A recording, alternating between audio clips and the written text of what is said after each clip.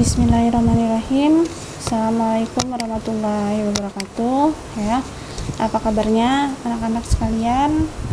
Semoga kalian selalu diberikan kesehatan dimanapun kalian berada. Ya, di tengah kondisi pandemi yang belum berakhir ini, kita masih tetap harus belajar secara daring di rumah masing-masing. Nah, Ibu harap walaupun proses pembelajaran masih kita lakukan secara daring, Ibu harap kalian tidak pernah bosan ya, dan tidak pernah hilang semangatnya untuk belajar, karena bagaimanapun juga sebenarnya belajar itu bisa kita lakukan dimanapun dan kapanpun. Yang penting ada niat dari diri kita sendiri atau niat dari kita masing-masing ya. Nah, di kala pandemi ini Ibu harap kalian selalu menjaga kesehatan kalian ya. Belajar tetap setekun mungkin, serajin mungkin. Anggap saja kalian bersekolah seperti biasa, cuman bedanya yang biasanya sekolah harus berangkat ke sekolah ya, kali ini kalian belajar di rumah kalian ya, tapi tetap prosesnya sama ya, karena masih akan ada penilaian ya, kemudian masih ada tugas-tugas yang akan diberikan guru, begitu juga dengan materinya. Baiklah anak-anak sekalian ya, kali ini Ibu akan menjelaskan kembali materi kepada kalian ya.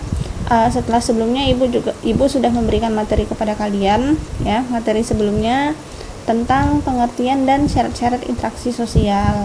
Nah, kali ini masih di materi yang sama, yaitu materi interaksi sosial, tapi untuk kali ini Ibu akan menjelaskan tentang bentuk-bentuk dari interaksi sosial. Nah, sebelum Ibu masuk ke materi, Ibu akan menjelaskan kepada kalian terlebih dahulu tujuan dari pembelajaran kali ini ya.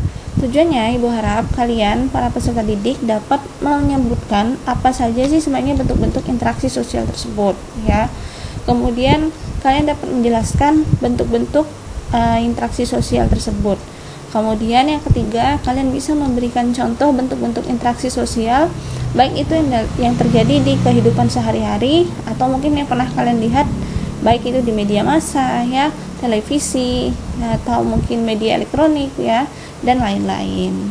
Oke, untuk mempersingkat waktu, Ibu mulai saja materi kali ini, yaitu tentang bentuk-bentuk interaksi sosial. Nah, bentuk-bentuk interaksi sosial ini dibedakan atau dibagi menjadi dua. Ada bentuk asosiatif dan ada bentuk disosiatif. Apa perbedaan antara bentuk asosiatif dan bentuk disosiatif? Nah, perbedaannya adalah kalau bentuk asosiatif ini ya, bentuk interaksi sosial yang mengarah kepada kesatuan pandangan ya. Artinya asosiatif ini sifatnya menyamakan atau menyatukan pandangan. Nah, artinya asosiatif ini sifatnya baik. Nah, itu ya, itu yang dimaksud dengan bentuk interaksi sosial asosiatif. Nah, kemudian kalau bentuk interaksi sosial disosiatif itu apa? Ya lawan dari asosiatif. Artinya disosiatif ini adalah bentuk interaksi sosial yang mengarah kepada perbedaan pandangan. Nah, perbedaan pandangan ini artinya sifatnya negatif ya, bisa dikatakan seperti itu. Nah, kemudian bentuk asosiatif dibagi menjadi apa saja ya, atau meliputi apa saja? Yang pertama, ada bentuk kerja sama. Nah, ini ya, Ibu yakin kerja sama udah nggak asing untuk kalian lihat, atau nggak asing kalian dengar ya. Atau nama lain dari kerja sama ini disebut juga corporation. Nah, kemudian bentuk yang kedua ada yang namanya akomodasi ya. Selanjutnya yang ketiga ada asimilasi, dan yang keempat ada akulturasi. Ini nanti masing-masing akan Ibu jelaskan ya, tapi ini Ibu jabarkan secara umum dulu. Nah, itu bentuk-bentuk interaksi sosial yang asosiatif. Sekarang yang disosiatif meliputi apa saja? Ada persaingan, ada pertentangan, dan ada kontravensi. Nah, ini ya, persaingan, pertentangan, kontravensi ini adalah bentuk interaksi sosial yang disosiatif. Nah, apa saja contoh-contohnya dan pengertian dari masing-masing bentuk interaksi sosial ini? Nah, ini ya, yang pertama kita masuk ke proses-proses atau bentuk interaksi sosial yang asosiatif dulu. Tadi udah Ibu bilang kan, kalau proses yang asosiatif itu artinya mengarah pada satu pandangan. Nah, ya, artinya bersifat positif. Nih. Nah, yang pertama, bentuk yang asosiatif adalah kerjasama, yaitu suatu usaha bersama antara orang perorangan atau kelompok manusia untuk mencapai satu atau beberapa tujuan tertentu. Nah, di sini ya bentuk kerjasama itu bisa kita contohkan dengan kegiatan gotong royong yang biasa dilakukan ya, baik itu di lingkungan tempat tinggal kita, di lingkungan kerja, lingkungan sekolah atau lain-lainnya.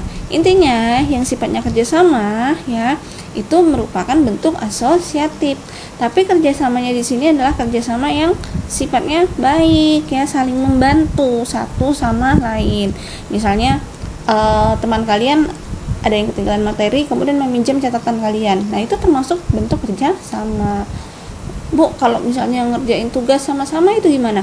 Kalau sama-sama ya ngerjain tugas sama-sama, tujuannya untuk berdiskusi, mencari jawaban secara bersama-sama, itu bisa termasuk kerja sama juga.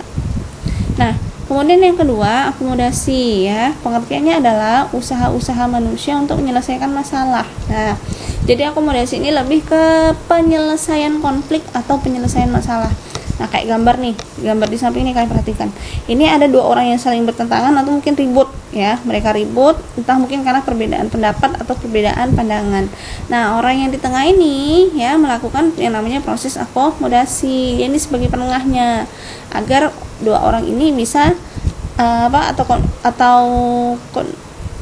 konfliknya tadi tidak terus-terusan atau tidak berkepanjangan. Nah, ini yang dilakukan orang yang di tengah ini disebut dengan akomodasi karena dia berusaha untuk menyelesaikan masalah.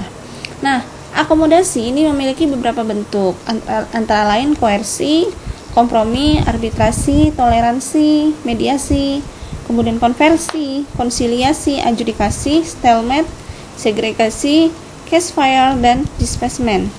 Nah, Ibu jelaskan satu persatu secara singkat saja ya. Ini untuk menambah pengetahuan saja ya, menambah pengetahuan kalian saja. Untuk bentuk akomodasi pertama, koersi, itu terjadi karena adanya pelaksanaan dari pihak yang lebih kuat ya. Kalau kompromi ini bentuk di mana pihak yang mengalami perselisihan mengurangi tuntutannya agar tercapai suatu penyelesaian ya. Ini berarti penyelesaian lah, kompromi ya, kayak misalnya karena ada masalah misalkannya dengan jalan kompromi. Kalau arbitrasi ini melibatkan pihak ketiga. Nah, di mana pihak ketiga itu sifatnya harus netral ya, kayak ini. Artinya orang ketiganya tidak harus netral, tidak boleh membela salah satu. Kemudian kalau toleransi ya saling menghargai atau menghormati. Udah biasa didengar kan istilah toleransi ya. Nah, mediasi ini bentuk akomodasi yang hampir sama dengan arbitrasi. Tetapi bedanya pihak ketiga tidak punya wewenang untuk memutuskan masalah, cuman sebagai penasehat. Nah, kalau arbitrasi tadi orang ketiga ini punya wewenang untuk menyelesaikan masalah, kasih saran apa. Tapi kalau yang mediasi ini ya hanya sebagai penasehat saja. Nah, kemudian konversi ya. Kalau konversi itu salah satu pihak bersedia mengalah dan mau menerima pendirian pihak lain. Artinya mengalah lah intinya, gampangnya ya kita ingatkan ya. Misalnya si A sama si B ribut ya. Si A bilang udahlah daripada berkepanjangan mending aku ngalah saja. Nah, itu. Selanjutnya konsiliasi itu penyelesaian konflik dengan jalan mempertemukan pihak-pihak yang bertikai di meja perundingan. Nah, meja perundingan ini misalnya ya dipertemukan dalam satu tempat. Nah, itu pihak-pihak yang bertikai ditemukan dalam satu tempat, nanti bisa dilakukan dengan jalan mediasi atau arbitrasi. Kemudian adjudikasi itu penyelesaian konflik di meja pengadilan ya, kayak misalnya hal yang dilakukan oleh pihak kayak misalnya kasus apa kayak gitu ya, penyelesaiannya dengan cara adjudikasi. Kemudian stalemate ini bentuk akomodasi di mana pihak yang berselisih mempunyai kekuatan yang seimbang. Nah, ini jadi dua-duanya seimbang. Kalau stalemate ini ya si A kuat, si B juga kuat. Jadi tidak ada yang mau maju, tidak ada yang mau mundur. Nah, nanti penyelesaiannya itu biasanya akan ada titik tersendiri ya untuk menyelesaikan itu sendiri. Kemudian segregasi yaitu upaya menghindar di antara pihak yang bertikai untuk mengurangi ketegangan. Misalnya si A sama si B habis kelahi ya kan. Nah, ketika udah berapa lama ini kan mereka tidak pernah bertegur sapa, sering ribut lah pokoknya. Suatu ketika di jalan si A nih si A ngeliat si B. Si A bilang mending aku lewat jalan lain aja lah daripada harus ketemu si B. Nah, kayak gitu. Itu artinya menghindar ya, supaya tidak ada ketegangan yang terus-terusan. Kemudian ceasefire ini menunda perselisihan dengan jangka waktu tertentu, misalnya kayak gencatan senjata, kan. Dan kemudian displacement ini mengakhiri konflik dengan mengalihkan pada objek masing-masing ya, jadi pengakhiran konflik ya. Nah itu ya bentuk-bentuk akomodasi dan sedikit penjelasannya ya. Intinya kalian tahu aja secara garis besarnya aja ya, bahwa akomodasi itu adalah usaha manusia untuk menyelesaikan masalah. Next, yang ketiga bentuk asosiatifnya yaitu asimilasi ya, percampuran antara dua kebudayaan atau lebih secara total dan menyeluruh yang dibarengi dengan hilangnya ciri khas atau karakteristik khas budaya yang asli yang pada akhirnya membentuk kebudayaan baru. Nah jadi ini loh maksudnya, budaya asli sama budaya ada budaya asli, ada budaya yang baru, misalnya budaya luar yang masuk ke suatu wilayah. Nah, misalnya wilayah A ya, wilayah A pasti memiliki budaya asli mereka kan. Nah, suatu ketika ada budaya baru yang masuk yang dibawa oleh pihak luar. Nah, kemudian terjadi yang namanya percampuran antara budaya asli wilayah A sama budaya baru tadi. Nah, kemudian ya karena adanya percampuran itu akhirnya karakteristik budaya yang asli itu lambat laun atau lama kelamaan akan menghilang karena membentuk kebudayaan yang baru. Nah ini contohnya, Ibu misalkan kasih contoh nih, orang Indonesia yang menikah dengan orang bule atau luar. Nah, budaya Indonesia sama budaya Barat itu kan berbeda ya. Secara tidak langsung di sini ya akan terjadi yang namanya asimilasi, di mana mungkin kebudayaan karena dia menikah dengan orang luar, akibatnya dan kemudian ikut suaminya tinggal di luar ya, di luar negeri ya, budaya Indonesia yang dia miliki akhirnya lambat laun akan pudar ya. Karena apa ya, dia sudah mengikuti kebudayaan yang baru. Nah misalnya kayak dance ya, musik dance itu kan bukan kebudayaan asli kita tapi kebudayaan luar. Nah, kemudian yang keempat akulturasi. Nah ini hampir sama tetapi bedanya ya, kalau akulturasi ini perpaduan dua kebudayaan menjadi satu tanpa menghilangkan unsur dari budaya yang asli. Di sini di akulturasi ini budaya yang asli malah tetap dan berbaur dengan budaya yang baru. Nah contohnya ini adalah Masjid Agung Kudus ya. Ini ya menara masjidnya ini adalah menara bentuknya seperti candi-candi pada zaman Hindu Buddha. Nah itu sedangkan ini masjidnya adalah bentuk khas masjid Islam ya kan. Nah jadi di sini ada yang namanya akulturasi, perpaduan dua budaya menjadi satu tanpa menghilangkan unsur kebudayaan yang asli. Atau contoh lain lagi, kalau kalian tahu Candi Borobudur. Nah Candi Borobudur itu kan bentuknya bertingkat-tingkat kan. Nah, atau istilahnya itu namanya kalau dalam sejarah itu punden berunda. Nah, Borobudur ya itu merupakan percampuran antara budaya India sama budaya Indonesia. Ya, relief-reliefnya, cerita-cerita yang ada pada candi ya atau pada relief candi itu merupakan cerita India ya, contohnya Ramayana ya kan. Nah, sedangkan bentuknya ya yang punden berundang itu adalah bentuk dari bentuk dari budayanya Indonesia. Nah, itu ya. Kemudian yang selanjutnya proses-proses interaksi, bentuk-bentuk atau proses interaksi sosial yang bersifat disosiatif. Nah, ini tadi yang bersifat negatif bisa menimbulkan perpecahan ya, persaingan atau konflik. Nah, yang pertama ada kompetisi atau persaingan. Nama lain persaingan itu kan kompetisi. Yang dimana pengertiannya adalah suatu proses individu atau kelompok yang bersaing untuk mencari keuntungan melalui bidang-bidang kehidupan tertentu. Di sini mau kasih contoh gampangnya aja lah, ketika pemilihan OSIS di sekolah, ya kan? Ada calon 1, calon 2, calon 3, calon 4. Secara tidak langsung, keempat calon ini akan saling bersaing untuk mendapatkan suara terbanyak untuk menjadi ketua dan wakil ketua OSIS. Ini Ibu ambil contohnya di sekolah lain ya, bukan di SMP 16, maaf ya, nggak apa-apa, udah lewat juga kan. Nah ini ya contohnya, artinya di antara masing-masing calon ini mereka akan bersaing ya untuk mendapatkan suara terbanyak ya agar bisa menjadi ketua dan wakil ketua OSIS. Kemudian yang kedua kontravensi ya, yaitu suatu rencana dan perasaan tidak suka yang disembunyikan seperti keraguan bahkan kebencian terhadap kepribadian seseorang. Kalau dilihat di gambar nih kan ada 2 orang lagi ngomongkan orang lain tuh kan, nah, diam-diam ngomongkan di belakang, nah, itu kan, atau pokoknya si ini nih gini loh ya, tapi kamu jangan bilang ya. Oh iya, aku tidak bilang, iya dia memang kayak gitu. Biasa kan suka kayak gitu tuh ya, apalagi yang cewek-cewek kan. Enggak sih ya. Nah, contoh lain kontravensi, contoh lainnya yang gampang kalian ingat, misalnya gini, ibu ada ngasih tugas sama kalian, ya kan?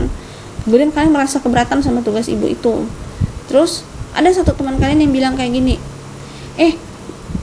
Bunda, tak usah kerjakan lah ya tugas dari Bu Rizky ya, kita kompak, tak usah ngerjakan. Nah itu kan, dia di belakang ibu dia ngajak teman-temannya untuk tidak mengerjakan tugas yang ibu berikan. Karena apa? Dia tidak mau mengerjakannya, dia mungkin malas, dia mungkin tidak suka terhadap tugas yang ibu berikan. Nah kayak gitu ya. Nah tapi kalau kontravensi ini biasanya dia agak memang disembunyikan ya, jadi tidak begitu terungkapkan, tapi di belakangnya dia akan mengajak orang lain untuk supaya orang itu setuju dengan pendapat dia, gitu ya. Kemudian yang ketiga, nah ini yang pertentangan atau konflik ya. Pertentangan atau konflik yaitu proses sosial yang dilakukan individu atau kelompok dalam mencapai tujuannya, disertai dengan paksaan atau kekerasan. Nah kalau masalah konflik, Bu yakin kalian udah paham sekali ya, udah ngerti sekali ya. Kayak misalnya ketika demo kemudian rusuh. Nah kayak ini kan, ini rusuh ya, dimana di sini ada aparat, kemudian masyarakat melempari aparat. Nah ini konflik ya, pertentangan ya. Biasanya pertentangan yang terjadi ini akan mengakibatkan sebuah konflik. Nah misalnya ini ada perampasan tanah, masyarakat tidak terima, mereka demo ya, tidak puas, bisa menyebabkan konflik. Nah ini juga nih ya, kayak di gambar nih, antara warga desa 1 dengan desa 2 misalnya ya. Nah ini entah mungkin ada konflik apa, mungkin ada permasalahan apa, mereka saling kelahi antara satu dengan yang lain, konflik ya, menimbulkan konflik. Nah mau tidak mau akhirnya kepolisian turun untuk meredakan itu semua ya. Nah biasanya pertentangan atau konflik ini pasti akan disebabkan oleh suatu hal ya, baik itu hal sepele ataupun mungkin hal yang memang besar ya, sehingga merembet menyebabkan sebuah pertentangan atau sebuah konflik ya. Atau pertentangan juga bisa mengakibatkan sebuah konflik. Nah, contohnya misalnya seperti ini, ibu kasih contoh, si A sama si B, mereka berasal dari desa yang berbeda. Si A nih si A lagi jalan pakai motor, tiba-tiba si B ini nyebrang mendadak ya, nyebrang tiba-tiba lah ibaratnya. A ini tidak sempat ngerem, akhirnya dia nabrak si B. Nah kan, si A ini marah-marah, kalau jalan tuh yang benar lah, nggak tuh nyebrang sembarangan, tak lihat ke orang naik motor kayak gitu misalnya. B tidak terima, udahlah aku nih kena tabrak, bukannya minta maaf malah marah-marah ya kan, kayak gitu. B tidak terima. Si B kemudian pulang, dia cerita sama teman-temannya, aku tadi di jalan kena tabrak sama si A, benar kan? Oh A yang anak sanak juga, dia katanya, apa bisa aku nyebrang ditabraknya, dia malah marah-marah, bukan minta maaf ke aku, katanya bilang kayak gitu kan. Nah secara tidak langsung ya, itu menyebabkan terjadinya konflik. Teman-teman si B mungkin tidak terima, mereka bersama-sama datang ke tempat A, kemudian mereka menyerang si A. Si A yang kena serang dan merasa tidak bersalah ya, mengadu juga ke teman-temannya, aku tadi nabrak ini gara-gara dia nyebrang sembarangan ya kan, aku malah kena serang sama dia dengan teman-teman dia sampai kayak gini. Nah teman-teman si A juga tidak terima ya, akhirnya terjadilah konflik antara kelompok si A sama kelompok si B ya. Nah itu sifatnya memang negatif. Oke, baik anak-anak ya, demikian penjelasan materi dari Ibu untuk hari ini ya. Ibu cukupkan sampai di sini ya. Jangan lupa ya, selalu menjaga protokol kesehatan ya, cuci tangan, menjaga jarak, kemudian menggunakan masker kalau kalian sedang keluar rumah ya. Kalau misalnya tempat kalian keluar tidak ada tempat untuk cuci tangan, jangan lupa selalu bawa hand sanitizer ya. Terima kasih atas perhatian dari kalian ya. Ibu akhiri sampai di sini. Wassalamualaikum warahmatullahi wabarakatuh.